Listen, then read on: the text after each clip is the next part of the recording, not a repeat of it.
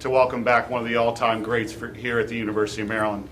The biggest thing that has come away from this last 48 hours with Greivis is that he's a well-earned, accoladed player, one of the best ever here at the University of Maryland, but more importantly, a better man and a better product of a University of Maryland education. And he'll tell you more about that as we go into this press gathering. But Cousy Award winner, ACC Player of the Year, second all-time leading scorer here at the University of Maryland, Greivis Vasquez. How you guys doing? Thank you for having me. Thank you, Troy. It's really important to me to be here this weekend. Great memories. It's always good when you hang out with Coach Williams. You know, trust me, it's really recharging my motivation, my will to, you know, not only get back on the court, just to do things the right way. So, thank you guys. It's gonna be exciting today. I hope we get this win. I came here to do whatever it takes. I got a jersey in the back, so I'll probably put my jersey on and go out there and play some basketball. I don't know if you guys have any questions. We'll open it up for any questions. Josh, you want to start? Yeah. Earlier upstairs, you were talking about how much you love Venezuela, how much you love this area. So why is this fundraiser so important to you to combine all those things? Well, you know, I have the privilege to grow up in one of the best countries in the world, which is Venezuela, and I'm extremely proud to be a Venezuelan. But I'm also thankful for what the University of Maryland and the United States have done to myself, to my career, to who I am. So I just trying to utilize the platform to help others, to help the communities that are in need. To me, it's all about giving back. And you know, coming from nothing, having nothing, and now being where I'm at right now is very important for me and in my foundation to give back. You know, as a leader of communities, especially the Latino community here in the States. And I mean, we all know we're going through a crisis back in Venezuela, whether it's political or not. I'm trying to focus on the youth and do my part and make an impact. So I'm trying to help these kids. I'm trying to help a lot of kids to understand that dreams actually come true. And the best example that I can give is myself. Like I said, I came from a really tough neighborhood. I probably didn't have too many resources to have a perfect life, but I have enough, and I have a university that really supported me, and I thank God for, you know, surrounding me with people that really were trying to help me, and I not only got my education, but I made it to the NBA. So that's the message to these kids.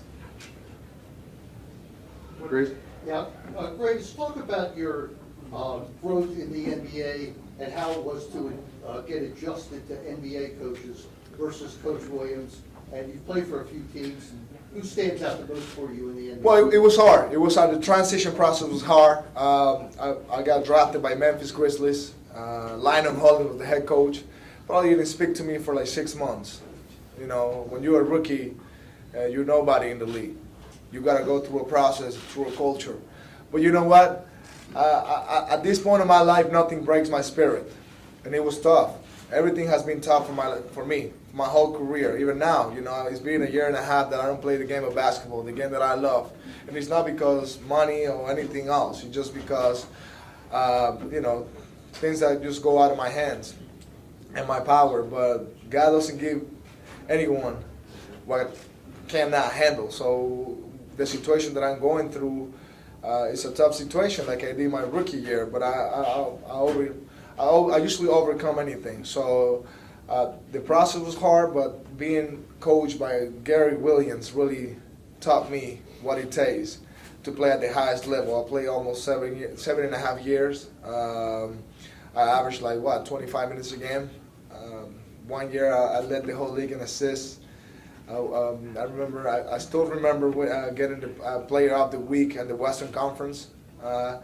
You know, I remember it was yesterday. a lot of people don't get it, but I do get it because I came from nothing. You know, I wasn't really promoted like this big time high school player, so this big time NBA player. I hit some big shots in the NBA. They know I'm coming back. I'm taking my time. I'm not in a rush. You guys know me. I'm a fighter. I'm going to fight it. I'm not going to give up.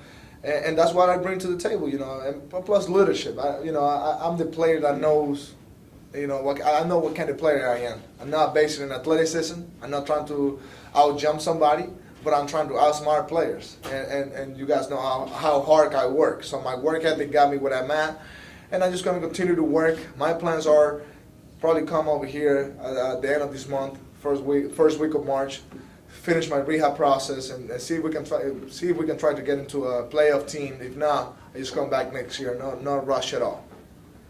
Wayne, you had a question?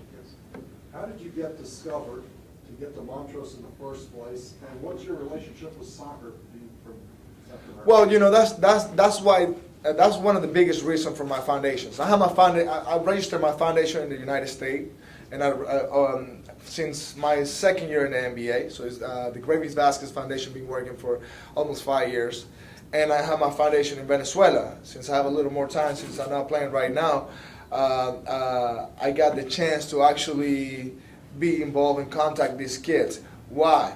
You probably ask me, well, that's not related with the question. Well, people didn't know where I came from. They didn't know my personality, my culture.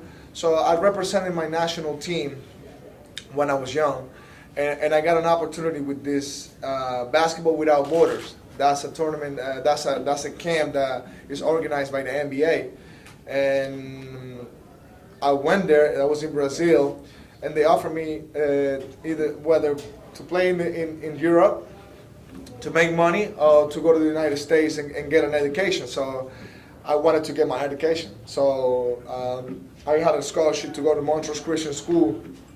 There was a few scouts, people that were involved with basketball, and the people that asked me, the person that asked me whether I wanted to go to Europe or come here, it really helped me to get in contact with Coach Vetter. Coach Vetter is like my stepdad. I mean, he done so much to me, helped me tremendously. And then, the whole story from high school then to Maryland, you guys know it. So what I'm trying to do is give these kids the opportunity that I had one day. So, and related with soccer, our main sport back home is baseball. We have Miguel Cabrera, Jose Altuve, the MVP. So we're really passionate about baseball. Soccer is growing, but the second sport to me in Venezuela is basketball. But with that being said, obviously Venezuelans, we are passionate. We are passionate. We express our emotions. We work hard. We humble, and we truly believe we're capable to do great things. So I'm an example of that. So that's why I want to fully represent my country and my people. Great. Talk for those of us that haven't been to Venezuela, how dire are the situation? Just, I don't know if you heard, a former Major League pitcher just passed away in Venezuela, and the lack of medicine was considered one of the reasons. Just sort of tell us what it's like. It's just really tough. We're going through a tough situations. But you know what? I'm going to be more general, because yes, we know we're going through a tough time. But there's a lot of people back home that needs to understand that we got to work together. Being on one side or the other is not going to help the situation to get better. So to me, it's all about being organized, being united, finding answers. Finding solutions instead of just always telling you the problems. The problem is this is the problem. We already know what the problem is, but we got a major problem. We're not as united as we should be as a country, as a society in Venezuela. So to me, it's more than politics. It's more than anything else. It's about the people, and the people gotta understand that. So that's why I'm doing a major social work in Venezuela, because I want to invest on the youth. Young kids, young people need to understand that they will have the tools to reach out their goals, and I'm going to try to do my best. So we know we're going through a tough time, but I think if we just want to go over this and be a better country for the people, for ourselves, we have to be united. We have to work as a team. I relate that with basketball. You can be a talented player, and you can win one game or two. But if you work as a team, you can win a championship. In this case, in Venezuela, we want to win a championship. So we got to work as a team. Got a question in the back right over there. And then Dave, you'll be next. So this current Maryland team has a lot of international players from various countries. Did you get a chance to share any stories and talk about your countries and the importance of the homeland for you and your current players? Totally. I gave him a speech yesterday. We gotta play hard. You gotta show. You gotta represent. You know, I always represented my country, and sometimes it was dislike at times because people didn't understand me. So they just gotta be themselves. They got one responsibility: play basketball and take care of school. How hard is that? It's not really too hard. So today we got a great opportunity to be a really, really good team on our house. You know, it doesn't get any better than that. So the whole world is going to be watching. I'm sure people in Venezuela will be watching. You know, at least internationally people will be watching. So I'm sure their countries will be watching as well. So they got to go out there and have fun and make us fired up. I'm expecting a win tonight. Dave in the back, please. So I wanted to ask you, change it up a little bit about the passion that goes into your shimmy. Part of cultural, I heard you and Gary talking upstairs, he wasn't necessarily sometimes always accepted. I don't want to talk about as that. I want to talk about more the positive part of what the shimmy meant to you and your teammates and even cultural. You know, obviously it's part of my culture. It's part of who I am. It's part of the process where I grew up. It was never to disrespect anybody. It was just me showing emotions, me showing how much I care about the school, how much I care about basketball, and how much I care about winning. At the end, it's all about winning. Winning solves everything, you know? So the shimmy was just a way to get my fans fired up. People, everybody, to understand that a basketball game is a game. You're supposed to have fun. You know, it's not like you have to be all tight and not to do anything. So I was just trying to have fun. And I expressed that doing my shimmy and doing all that stuff that I was doing, you know. But at the end, you guys know my heart. I wanted to win. Greivis being back here on a game day, does that kind of get the adrenaline going and kind of want to get that jersey back on? Oh my God. I'm telling you, I feel I'm holding this podium right now. I want to play. I love this game. This is the game that gave me almost everything. I can take care of my house, my family, my people. I can work with my foundation. It's just a beautiful game, man. And kids nowadays, they have to value that, the opportunity. Not everybody has an opportunity to play for a D1 school, you know, a national televised game. I mean, to me, it went too fast.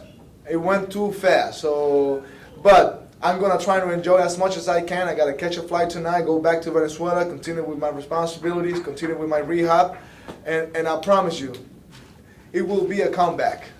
It will be a comeback to the NBA.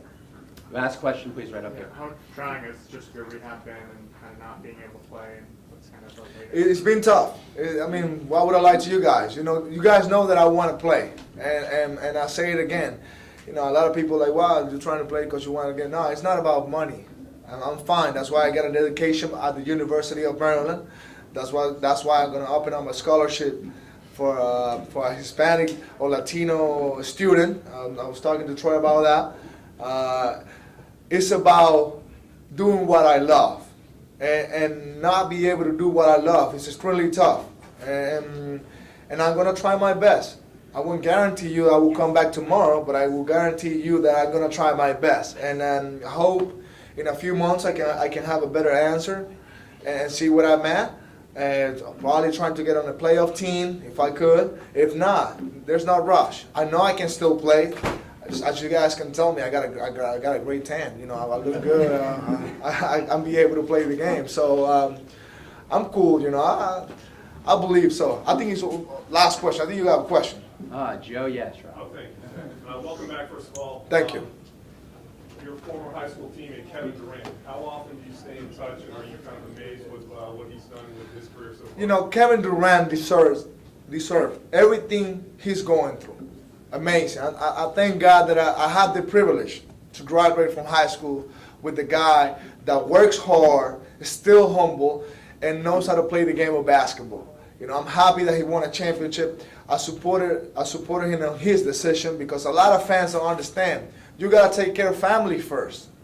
You know, you gotta make decisions that will privilege your family, will benefit your family.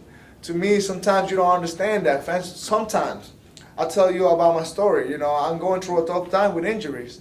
So what if I wouldn't make good decisions for my family?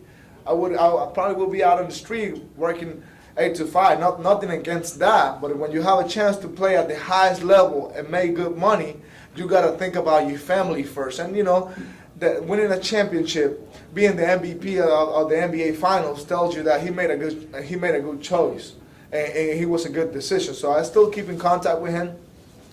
He's a great basketball player, but he's a better person, and I certify that. Thank you so much for being here. If everybody can please stay.